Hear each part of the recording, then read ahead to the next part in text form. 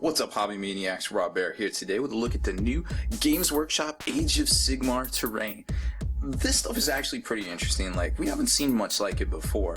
It kind of came out of nowhere, and it's got this, really kind of different, I guess, styling to it. You got these glyphs here of, like, you don't really know what it is. There's, like, skeleton warriors and, the twin-tailed comet and then huge portal kind of thing. And it's really cool looking, and obviously it's meant for Age of Sigmar. Not a lot of crossover potential maybe with some of the other games, as far as 40k goes. I could see it maybe being used for like Malifaux or War Machine or something like that. If you're looking for terrain, Games Workshop is one of the top contenders out there for your hobby dollars, of course. Now this is it's a smaller type box, and these things sold out, I guess, pretty much as soon as they came out. And the reason why is, I think at least, is it's made in China. So they ordered up like a certain amount to get from China, and then they came over and they pretty much went through their whole supply initial run. I'm sure they'll print up more, because on the website they're basically saying that it's just out of stock, email for availability, whereas it was gone at first. So I think they might have made the call to get some more of these in.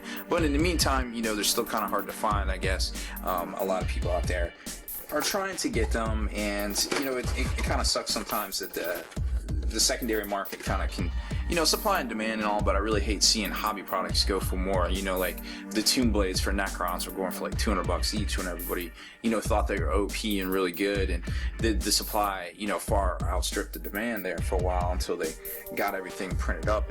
And it's disappointing to see stuff like that, because this isn't what this hobby is about. It's not about buying boosters and trying to get these ridiculous chase items. It's about just getting what you want and putting it on the tabletop, so it's a little disappointing, but I can also see basic economics and things like that.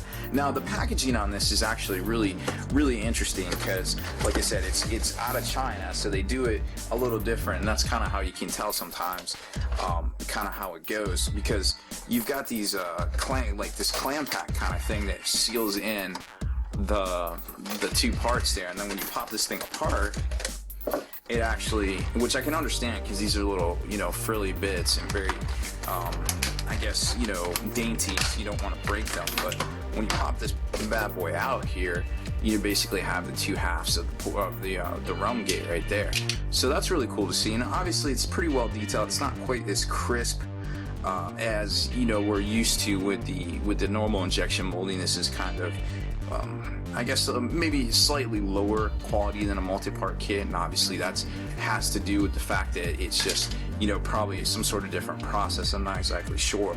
Now it's interesting that this is copyright 2015, so maybe they were scrambling for some releases right up until the new year here, because we know a lot of this stuff was produced in 2014. But it's interesting to see these being that that recent, I guess, air quotes. So you get two identical pieces in here. You get the two identical realm gates, and then it's very easy to put together. Just, you saw the two halves right there, and then you just literally snap fit the little stairway to heaven there, and it's super easy. I mean, you just basically I got extra pieces there. I don't know what that goes to, but so you just take this and then you snap this literally right into here, boom, and then this piece goes right onto there, and I think this covers it up. Yeah, that covers it up. Okay, so then the other piece just kind of locks onto there,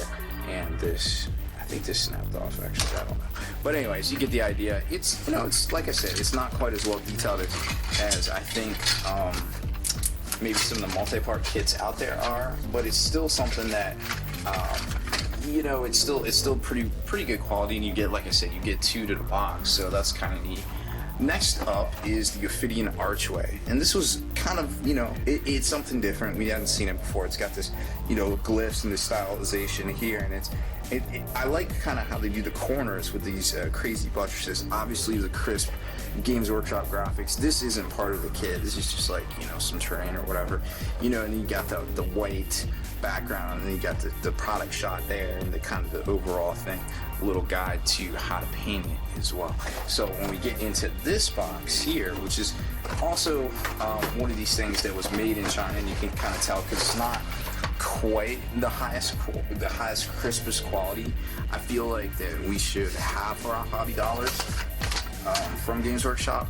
Here's the directions here. It's really interesting because it comes with like these little stands underneath the terrain right there, right? And then of course you got these corner pieces.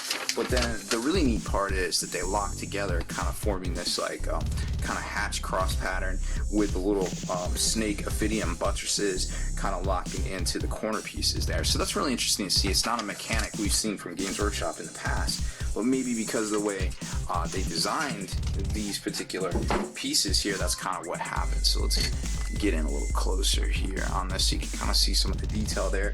You've got some sort of, you know, snake, many-headed hydra kind of thing fighting a hero, which may or may not be Sigmar, who knows, and some, you know, kind of styling here. Like I said, not as crisp and not as detailed as you would normally expect from a Games Workshop multi-part kit. Here you can kind of tell the difference as well. It seems intricate, but then when you consider that really this isn't a whole lot of precision, it's not a whole lot of depth, it's not a whole lot of crispness. You know, obviously we've seen better stuff, whether it's 3D designed or whether it's, you know, resin cast from Finecast of all things. You know, I feel is a little bit better quality than these. Here's your color. Here's your little corner pieces here and some terrain pieces to lock them into, which go, you know, directly underneath it. They kind of lock there. I showed you in the instructions. And the corner pieces, the ophidian statues, and the little ground terrain pieces that they lock into on their bases, basically. So there's that kit. And like I said, not exactly the most highly detailed of anything, and they are completely sold out from what I remember. So, I mean, I guess people voted with their hobby dollars. You can't really knock them that, you know, these sold out. They might not be the highest quality, but they did sell out. Whether we don't really know how many of these things they brought over. But here you can kind of see some ideas on how to paint it. They give you the guide right there, obviously. But it's got, you know, it's got some interesting frescoes, and you do a good job on it. It will show up. However, again, I feel like it's not as crisp as it could be from a multi-part kit. That being said, it isn't terrible. It's just not what I feel like some of us are used to. So there's kind of a zoom in just to give you a little bit of an idea on what it looks like, kind of all painted up and put together there. So very cool looking kit. I mean, can't really knock it. It will work great. You know, it's basically the Cities of Death version of terrain for the new Age of Sigmar stuff. And then next up we have the Lord Castellant. Rhymes with repellent, with his little fabulous little griffin friend right there. I wish he was a cat, but he's a griffin instead. So it's the double kind of clam pack, and we see this before with some stuff in 40K, and you can kind of get an idea. Obviously it's sliced in the computer, you know, for the design and things like that, but you've got the spare head that definitely locks in there separately. So a little bit of design stuff that we're used to as far as conversion possibility goes and things like that, but not a whole lot of, you know, flexibility. Now, interesting enough, this guy is $26, and it's the double clam pack that, like I said, we've seen that in the past. And then you've got this guy here, which is the Tech Priest Dominus for Warhammer. This guy is $36, $10 more than this guy, I believe. I can't really tell any difference, to be honest. I mean, you got 2 sprues in here and 2 sprues in here, and this guy's 40K, and this guy isn't.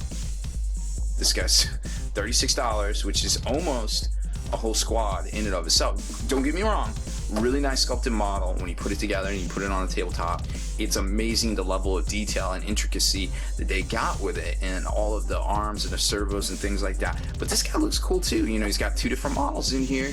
He's got a lot of like the, you know, tight ass detail in here with all the purity seals, for lack of a better term. I forget what they call them in Age of Sigmar. I mean, look at he's got the lantern there, you know, and he's got his little buddy, and that's 2 models. And then this guy is like, you know, I don't know. It's just like, how do they price this stuff sometimes? I want to defend them, and I want to say, hey, GW does no ill, but we all know that it's a little wonky, and I feel like there is literal no reason in my mind for this to be $26 and this to be $36 when they're literally the same thing. The same thing. Like, I don't get it. I don't know what to say. Great looking models through and through. Obviously cool stuff. Obviously a lot of people are getting them. But again, don't get it. Really don't get it. anyways, that's enough of my soapbox there. Great looking stuff. The terrain obviously has a few flaws. I feel like not as detailed as it could be. Again, it's sold out. If you want it, you're gonna have to get in on secondary market or wait for it to come in on Games Workshop site. They'll probably have some more in about the holidays. Knowing them, they do try to restock and they do a good job of that. It's a great hobby for everybody, but remember, vote with your hobby dollars. If you don't think something's worth the price, don't buy it. Games Workshop will eventually take notice, trust me. And you can always convert your own stuff. Obviously, that's what this hobby is all about. So it's great that we have that terrain available to us. However, I feel like the detailing and the lack of detail therein might be a little bit on the pricey side as far as this terrain goes. It looks great, but I feel like they could have done a little bit better. So that's all I got to say about that. So thanks for listening to my semi-rant about the terrain and designing and things like that. I love to say good things about Games Workshop, but sometimes I just can't. We all know there's a lot of negativity out there, and I try to keep it to a minimum, so thanks for hanging in there with me. Anyways, that's it for this one, guys. Make sure you stay in the trenches, subscribe to this YouTube channel, check out the blog, spikybitsblog.com, and head on over to thelongwar.net. That's the home of the battle reports for exclusive content and early access videos, and now a ton of discounts from top manufacturers and retailers out there. Become a veteran of the Long War today.